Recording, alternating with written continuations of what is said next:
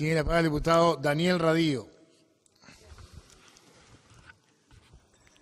Gracias, señor presidente. Casi podríamos suscribir cada palabra del diputado Pasquet. Presidente, mi hermana se llama Sandra Radío y trabaja de sirvienta. Limpia baños en las casas ajenas. Paga la Universidad de la República desde el primer día que compró un paquete de fideos para alimentar a los 4 hijos que tiene. Dylan, el más chico, hoy está cumpliendo 13 años.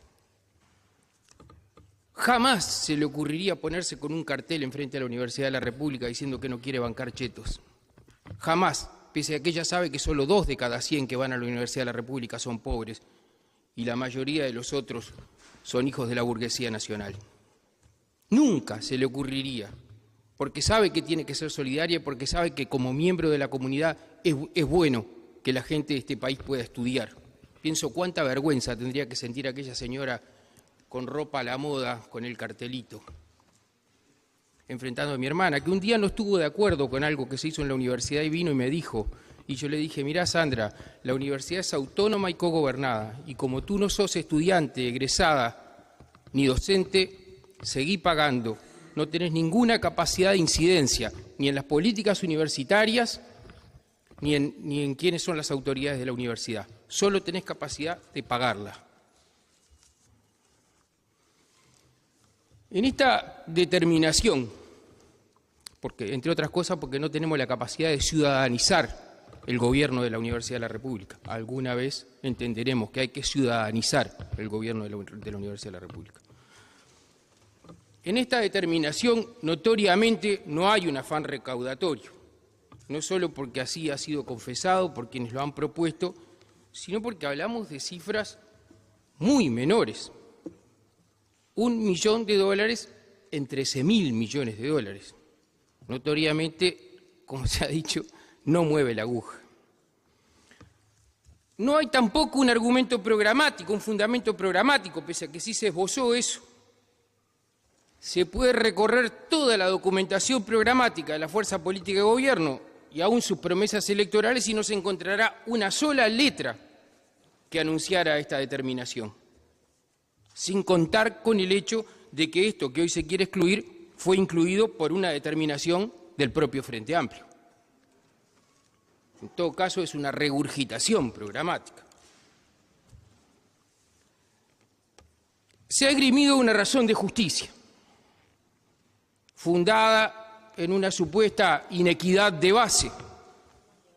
Actualmente ya el Estado efectuaría una renuncia fiscal, exonerando de tributos a las instituciones educativas privadas,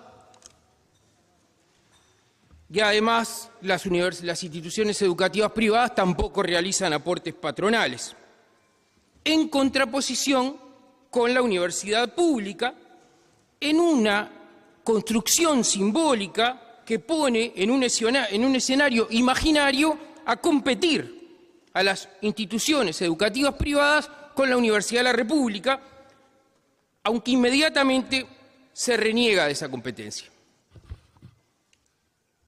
No somos nosotros los que las ponemos a competir. Pero pasan 2 cosas por lo que esto se resuelve solo. Primero, estas exoneraciones también involucran a las instituciones educativas privadas no universitarias. Entonces, ¿ese es el próximo paso? Si es así, estaría bueno que se explicitara. Y la segunda es que las instituciones públicas, luego de que se exceptúen estas exoneraciones, van a seguir pagando aportes patronales. No va a cambiar esa situación de injusticia, que stricto sensu son ajustes contables. Pero en todo caso, yo quiero desde ya comprometer mi voluntad de que si lo que se quiere modificar es eso, hagámoslo. Exceptuemos del pago de los aportes patronales a la Universidad de la República. Lo único que hace falta es ponerlo arriba de la mesa y lo votamos todos. Yo por lo menos lo voto. Si ese es el asunto. Y liquidamos esa inequidad. En realidad lo que yo creo que podemos intuir es una razón filosófica de fondo. ¿Por qué? Por varias cosas. Primero, porque se cuestiona que estas donaciones, en lugar de ser una expresión de filantropía empresarial, serían una expresión de la viveza criolla. Dado que la donación traería aparejadas exoneraciones tributarias casi equivalentes. Bueno, el casi descarta esta interpretación. Porque quien realiza la donación, que tendría una exoneración en el entorno del 80% de lo que dona, de cada 100 que le correspondería pagar de IRAE, luego de haber donado 100 deberá pagar solamente 20. Esto es, paga 120. No hay, entonces, una viveza criolla en esto, porque no entiendo que a nadie se beneficie si en lugar de pagar 100 termina pagando 120. El problema de fondo, filosófico, es que le permite que el destino de un porcentaje del pago de los impuestos sea decidido por el contribuyente. Eso es lo que nos molesta. Algo así como decir, me niego a habilitar la gestión privada de los dineros públicos. Esto es cierto relativamente, no es así en lo absoluto. ¿Por qué digo esto? Porque los límites de esto los fijamos nosotros. Nosotros somos los que decidimos a quién puede direccionar esos impuestos y a quiénes no. Y esto estará supeditado a la aprobación de proyectos que serán controlados y aprobados por el Ministerio de Educación y Cultura, y con los topes que el diputado Gandini decía en una de las intervenciones precedentes. Por lo tanto, no es que le damos la libertad absoluta para que decida a dónde van sus fondos. No es el caso que mencionaba un diputado preopinante en el sentido de yo voy a pagar, voy a comprar y digo, no, mire, cóbreme menos porque mis impuestos van a ir para allá. Pero sí hacemos esto que decía el diputado preopinante. Sí lo hacíamos. Nos resistimos a habilitar la gestión privada de los dineros públicos solamente en lo que tiene que ver con la educación. Gestión privada de los dineros públicos es lo que promueve el Sistema Nacional Integrado de Salud. ¿O qué es lo que hacemos cada vez que el FONASA le da plata a las mutualistas? Gestión privada de los dineros públicos. ¿También esto nos molesta? De acuerdo, pero que se explicite. Las instituciones privadas no universitarias serán el próximo paso o será el sistema mutual. No hay problema, la gente legítimamente puede pensar esto, pero hay que decirlo, no engañemos a la gente. Digámoslo si es así. Expresémoslo, nos molesta que los privados manejen plata y por lo tanto no queremos más un sistema nacional integrado de salud, sino que queremos un sistema exclusivamente estatal. Si eso es el fundamento de fondo, que se diga, que se explicite acá y que se le diga a los votantes cuando hay elecciones también.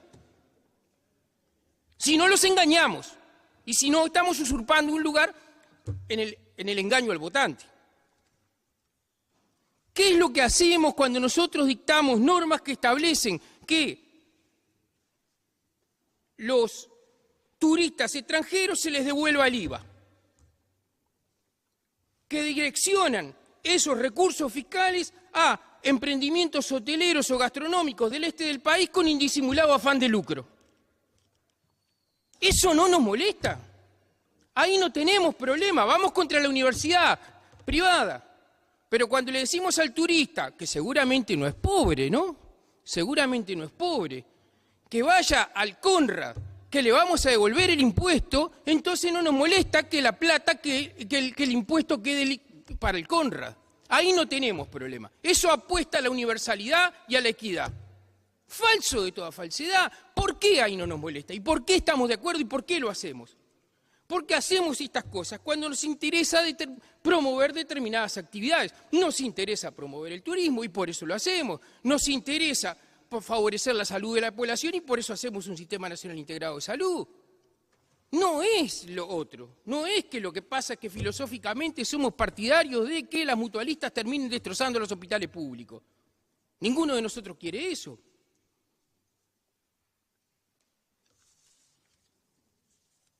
Pues bien, nos interesa promover algunas actividades y a algunos de nosotros nos interesa, sin ninguna vacilación, promover un mayor desarrollo de la sociedad civil también en lo que tiene que ver con la educación. Y a alguno de nosotros nos interesa también, sin vacilaciones, promover un sistema universitario abierto, plural y con fuertes vínculos también plurales con el sector productivo.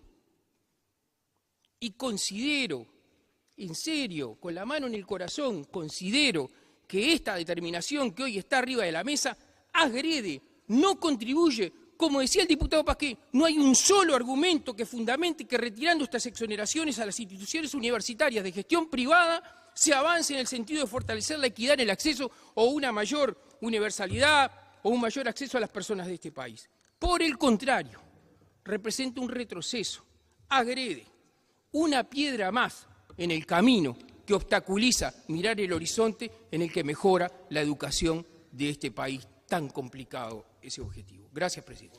Gracias, diputado.